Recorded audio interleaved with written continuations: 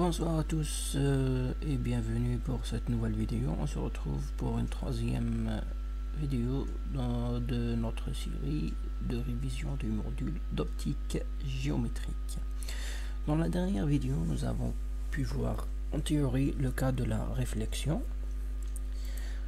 Dans cette deuxième vidéo, nous allons pouvoir mettre en pratique les différentes connaissances qu'on a pu obtenir précédemment. Alors j'aimerais commencer par cette citation. C'est bien de comprendre une loi, mais c'est mieux de savoir s'en servir. Eh bien oui, car la plupart des étudiants comprennent le cours mais ne savent pas quoi en faire. Une fois devant leur exercice, ils ne savent pas comment résoudre l'exercice. Eh bien tout simplement car les exercices ne reposent pas sur des questions de cours, donc le cours en lui-même ne va pas vous servir à grand chose. Maintenant, nous avons fait deux vidéos. Récapitulons ensemble ce que nous avons pu apprendre. Eh bien, nous avons pu apprendre à construire le schéma optique à travers des systèmes réfléchissants grâce à la première loi de Snell et Descartes. Aussi, on sait construire l'image à travers un miroir plan. À quoi ça va nous servir ces deux choses? Alors, mettons en pratique ces connaissances par l'exercice 10, page 2. Problème relativement simple qui est facile à résoudre, mais pourtant certains étudiants trouvent la technique plutôt difficile. Donc comment résoudre un problème qui n'est pas en relation directe avec le cours? Eh bien tout simplement on va commencer par analyser l'énoncé de notre problème. Alors qu'est-ce qu'on nous dit dans cet exercice? Sur un sol horizontal, voici le sol horizontal, donc je vais lire mon énoncé et en même temps je vais dessiner sur la feuille de brouillon ce qui est en train de se dire. On nous dit qu'à 15 mètres des pieds d'un arbre, voilà un arbre, 15 mètres de ses pieds, se trouve une flaque d'eau. Voilà la flaque d'eau. Un observateur dans les yeux, donc voilà notre observateur, ses yeux sont à 1,5 m du sol. Cet observateur doit se déplacer à une distance de 2 mètres. Et pourquoi ça? Pour pouvoir voir le sommet de l'arbre par réflexion à travers cette flaque. Donc le sommet de l'arbre va envoyer un rayon. Au-delà de ces rayons, on ne voit rien. Donc il doit se déplacer, cet observateur, pour pouvoir voir le rayon réfléchi par le sommet de cet arbre. Appliquons la première loi de Snell et Descartes. On nous dit que I est égal à I'. Et voilà, donc c'est fini pour le cours.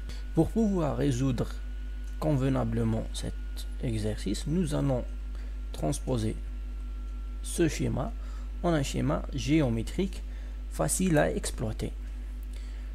On nous demande de trouver le H qui est la hauteur de l'arbre.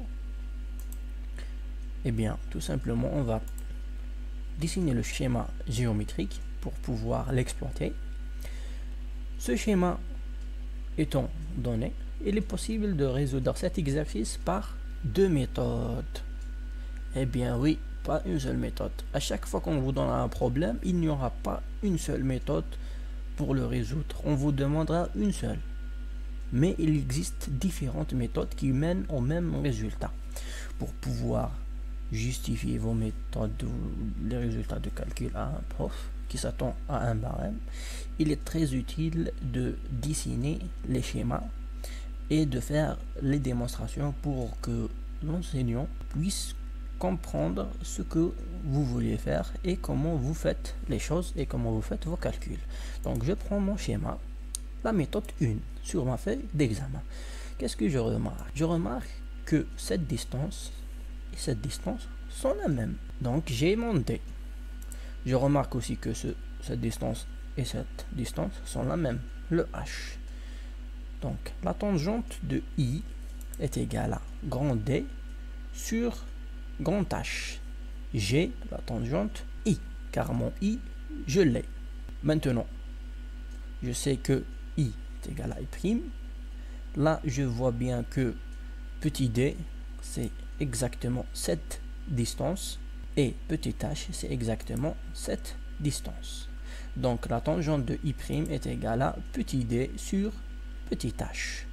Je sais aussi grâce à Snell et Descartes que I est égal à I'.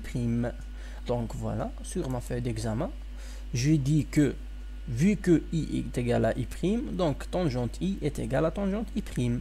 Et donc, je prends chaque valeur de la tangente pour arriver à cette égalité. Grand D sur H est égal à petit d sur petit h. Le grand D, vous l'avez, le petit d, vous l'avez, le petit h, vous l'avez, et le h est une inconnue. Donc, je sors h de l'équation. Je trouve que h est égal à petit h fois grand D sur petit d. L'application numérique me donne 11,25 mètres. N'oubliez jamais les unités après votre calcul. Maintenant, voyons une deuxième méthode. Cette deuxième méthode va reposer sur les angles. Je remarque que la somme de alpha plus I est égale à 90 degrés. Donc, I plus alpha est égal à P sur 2. Je fais la même remarque pour cet angle-là, bêta, plus cet angle-là, I' est égal à 90 degrés. Donc, quand je somme bêta et I', j'ai 90 degrés. Et je sais, grâce à Snell et Descartes, que I est égal à I'. Donc, le alpha, je le sors à quoi? Je sors son expression. Je sors l'expression de bêta est égal à P sur 2 moins I'. Je sais que I' est égal à I, donc je remplace P sur 2 moins I. Et donc j'ai la même expression pour alpha et bêta. Du coup, alpha est égal à bêta. Alors là, qu'est-ce que je peux faire? Je peux dire que la tangente de alpha est égale à la tangente de bêta. La tangente de alpha est tout simplement H, grand H sur grand D. Et la tangente de bêta est petit h sur petit d. J'écris donc cette égalité. Le grand H est une inconnue, le D est connu, le petit h et le petit d sont connus. Je peux tirer la même expression que la méthode 1. Je fais une application numérique, j'ai le même résultat. Donc vous voyez bien que j'ai justifié tous mes calculs en donnant le schéma que j'ai pu réaliser après l'analyse minutieuse de l'énoncé. Donc voilà une façon d'appliquer la première loi de Snell et Descartes.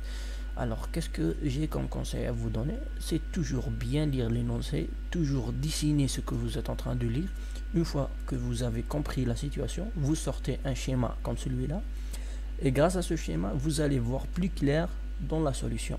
Et ensuite, ce schéma va vous permettre de justifier à l'enseignant ou au correcteur vos calculs, etc.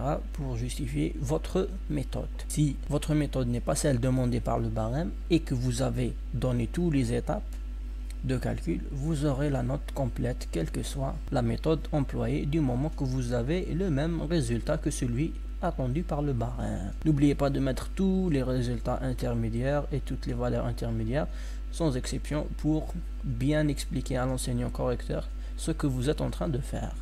Voilà pour cette vidéo. Je vous remercie pour votre attention. Si vous avez des questions, vous pouvez me les poser en commentaire.